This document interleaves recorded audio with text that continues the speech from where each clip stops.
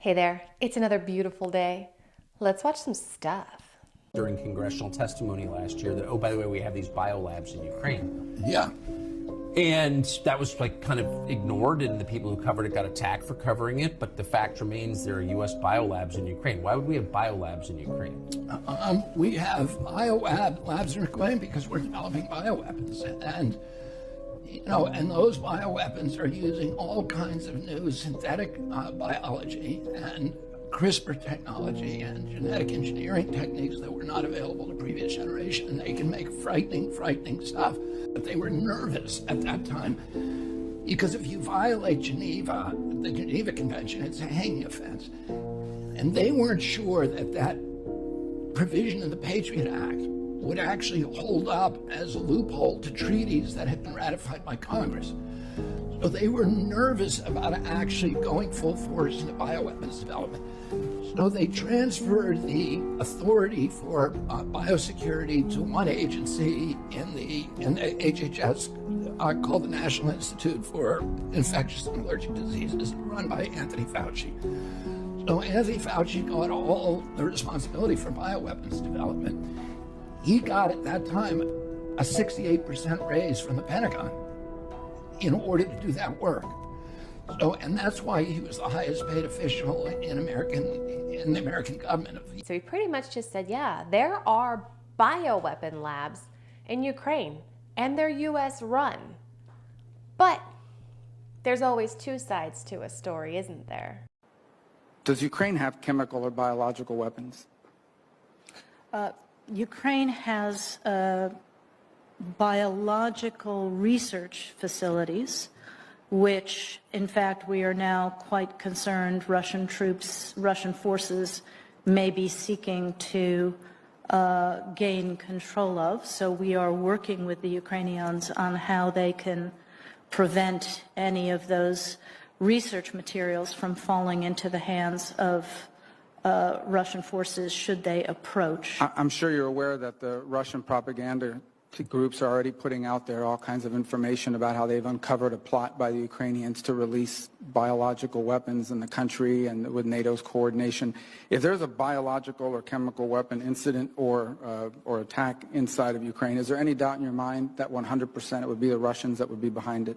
There is no doubt in my mind, Senator. So she kinda said there were no bioweapon labs, but there were labs that were doing research. I feel like there was some hinkiness going on in that answer there. But Russia did also say that Ukraine had labs. They were using these bio labs to conduct AIDS research on Ukrainian soldiers. So they were like giving the Ukrainian soldiers AIDS and then researching it. That's like not good. There's like human rights violations going on there, I'm sure.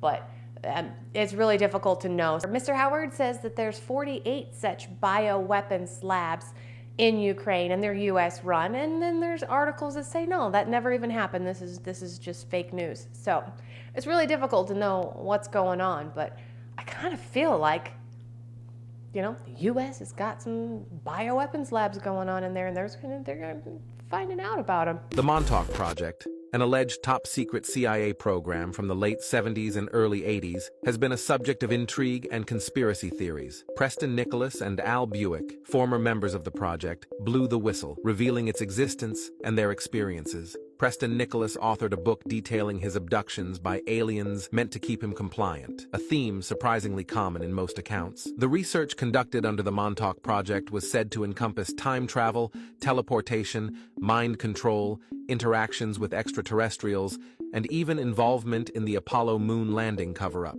According to the whistleblowers, the moon landing was real, but the secrecy revolved around the dark side of the moon, where an extraterrestrial base was discovered upon the Apollo mission's arrival. In 2018, the narrative took another twist with Alexander Smith's claims, presenting himself as a time traveler from 1981 involved in a top-secret CIA program.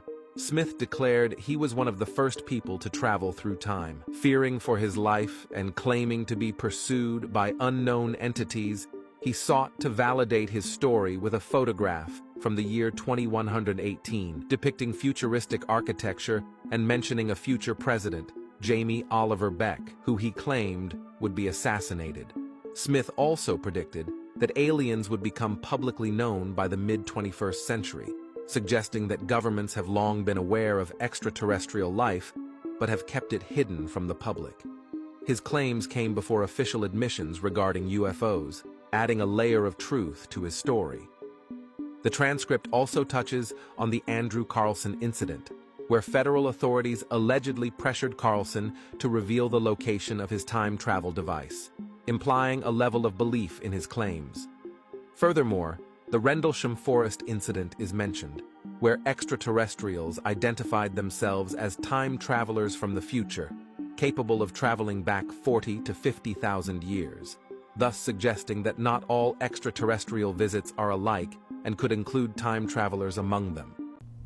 There was an awful lot of information in that video. I didn't expect it to go that way.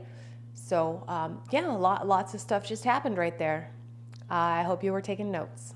Imagine a traditional city and consolidating its footprint, designing to protect and enhance nature.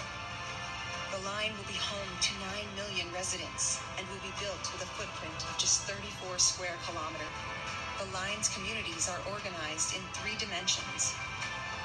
Residents have access to all their daily needs within 5-minute walk neighborhoods. And the line's infrastructure makes it possible to travel end to end in 20 minutes with no need for cars, resulting in 0 carbon emissions. By leveraging AI technology, services are autonomous. The line is 500 meters tall, 200 meters wide, with 40% of the world accessible within 6 hours at the heart of the globe's key trade routes. The line, the city that delivers new wonders for the world. Oh my God. And that's Saudi Arabia? When I first seen that, when it come together, I thought, that you must go to the prison. To me, that'd be just like, no, jail. I wouldn't want no part of that. And this don't surprise me nowadays. That's what's going on. I didn't see no trees or nothing, or lakes. Because where do you think the rich people are going to live? Up in the condos, up on top. Where do you think the poor are going to live? Right down the bottom. I don't want no part of it. You got to have wildlife. You got to have deer, bear, mainly birds, cardinals and robins. I didn't see any in there. They would have a community bathroom probably. I don't know, but it ain't good. I don't like to bring it up, but the way that's going and everything. In how many? 8 years? I don't think I'd want to be around. I don't know what to say. It's not a good situation. And what do they call it? The line. The lion? The line.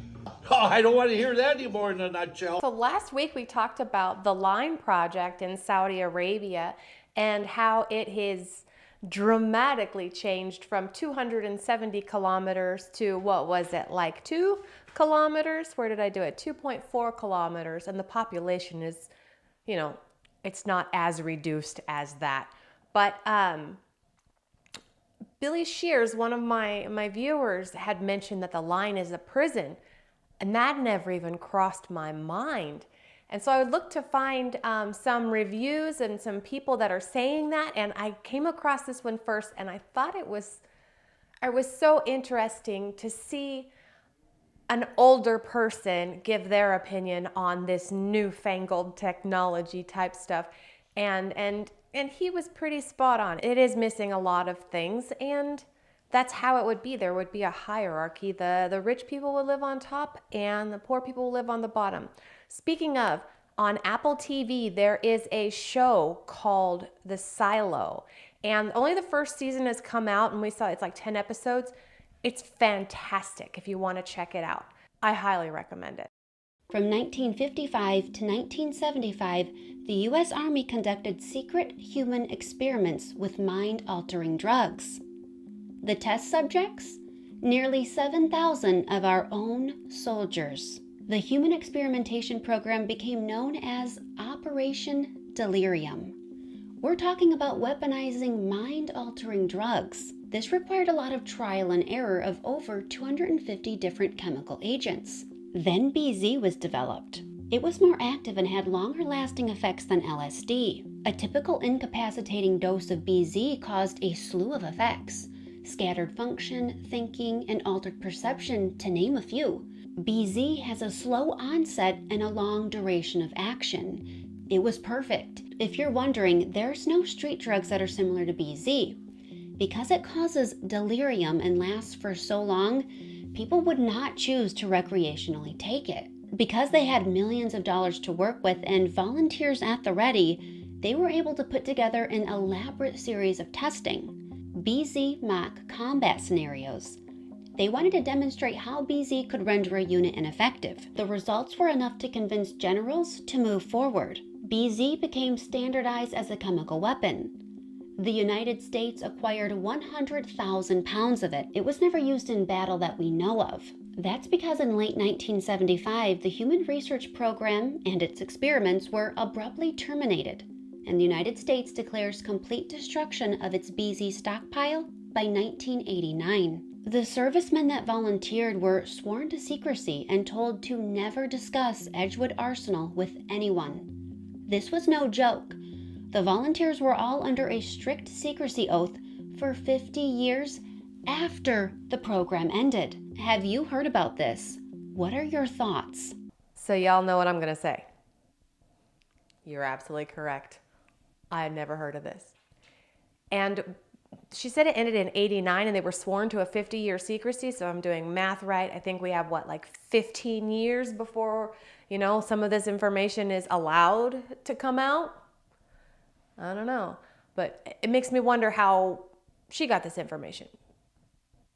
If it was, super secret. Super secret.